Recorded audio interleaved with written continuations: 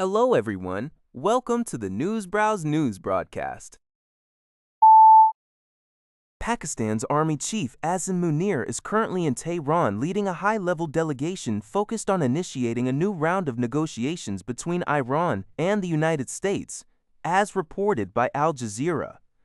This diplomatic push comes ahead of a fragile truce set to expire on April 22nd, following an unsuccessful initial round of talks in Islamabad. Pakistan's Interior Minister Mohsin Naqvi is also involved, while Prime Minister Shehbaz Sharif is engaged in a Gulf tour. The urgency is underscored by ongoing U.S. and Iranian sea blockades, which are straining regional tensions and the global economy. Despite these challenges, optimism is high, particularly after We Play Ustabad.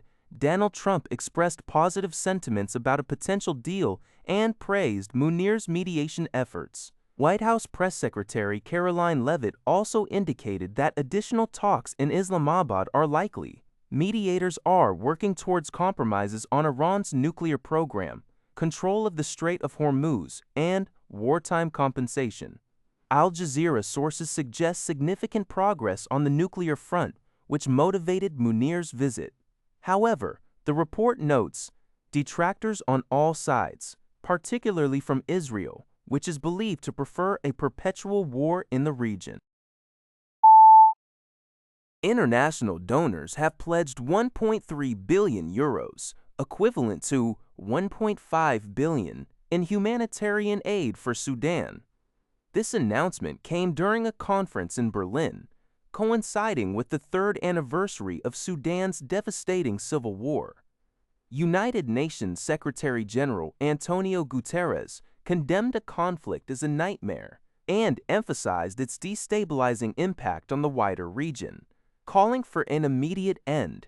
The war, which began in April 2023 between the Sudanese military and the Paramilitary Rapid Support Forces, RSF, has left nearly 34 million people in need of assistance and displaced over 4.5 million. Guterres also highlighted widespread systematic sexual violence against women and girls. Sudan's Ministry of Foreign Affairs, however, criticized the conference, which excluded the warring parties, as a colonial tutelage approach for attempting to impose an agenda without consulting Khartoum.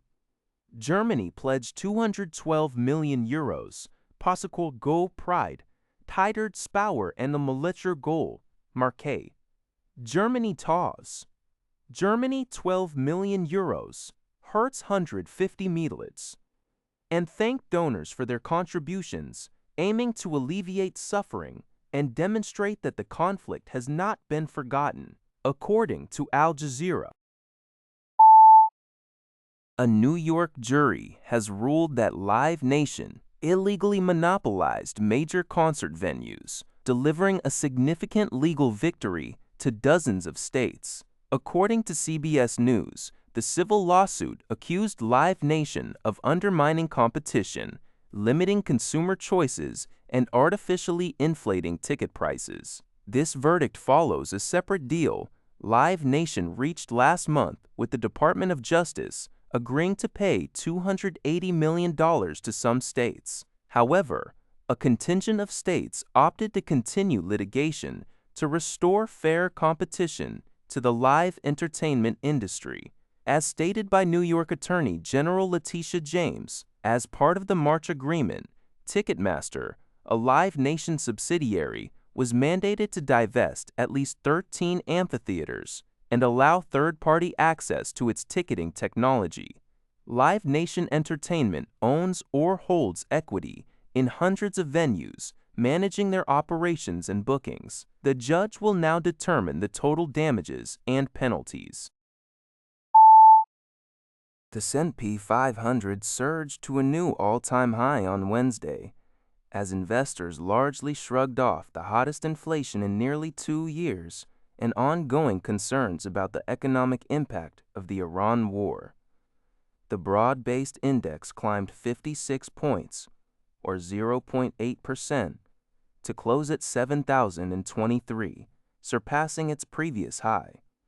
The Nasdaq Composite Index also ended in record terrain, jumping 377 points, or 1.6% to 2401 dezect.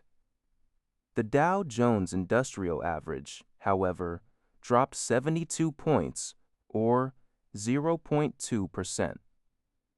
This rally marks a sharp reversal from late March, when the Dow fell into correction territory. Investor sentiment has shifted, fueled by optimism that the conflict in the Middle East will eventually subside. Equity analyst Adam Crisafulli noted a consensus view that the conflict would be resolved, leading to brief economic fallout, despite a U.S. blockade of Iranian ports.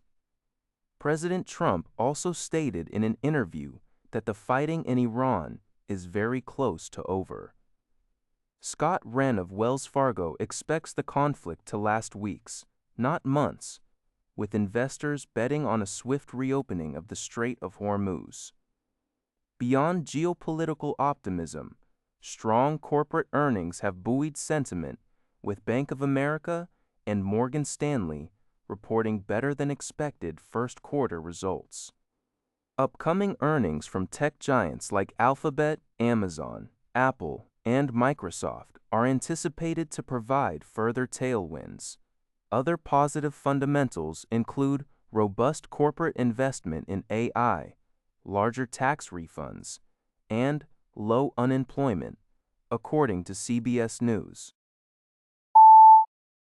CBS News reports that the U.S. Senate has once again rejected a war powers resolution aimed at curbing President Trump's authority to use military force against Iran. This was the fourth such attempt by Democrats in the Senate since what the article describes as the war began on February 28. The measure, led by Democratic Senator Tammy Duckworth of Illinois, sought to compel the president to withdraw U.S. armed forces from hostilities with Iran unless explicitly authorized by a declaration of war or a specific authorization for the use of military force. The motion to discharge the resolution from committee failed in a 47-52 vote, with Republican Senator Rand Paul and Democratic Senator John Fetterman crossing party lines. Democrats have vowed to continue forcing votes on the issue. Some Republicans indicated they might reconsider their support for military action if it extends beyond the 60-day limit outlined in the 1973 War Powers Resolution. That's all for this video. Thank you for watching. See you in the next video.